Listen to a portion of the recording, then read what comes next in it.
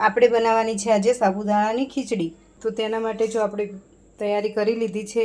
સાબુદાણા છે, બટેકું, લીલું મરચું, ટામેટાં, ધાણા અને આ ટુકડો લીંબુનો લઈ લીધો છે અને ઉપરથી આપણે નાખીશું ફરારી ચેવડો। તો ચાલો સ્ટાર્ટ કરીએ સાબુદાણાની ખીચડી। ખીચડી વઘારવા માટે આપણે તેલ ગરમ મૂકી દીધું છે, જેમાં રાઈ નાખી, જીરું નાખ્યું, તો લીલા મરચાં પહેલાં સાતરી દઈશું આની અંદર થોડા,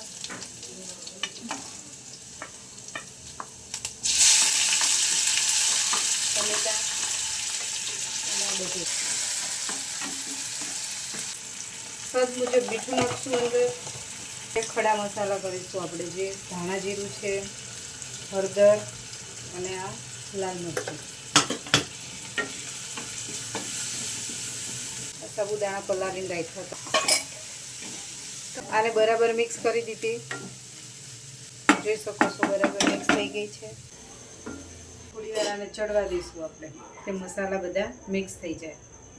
ધાણા નાખીશું એની અંદર અને આપણે આ ફરારી લઈ લીધું તો તે નાખીશું અને ઉપરથી આપણે આ લીંબુ નીચવી દઈશું।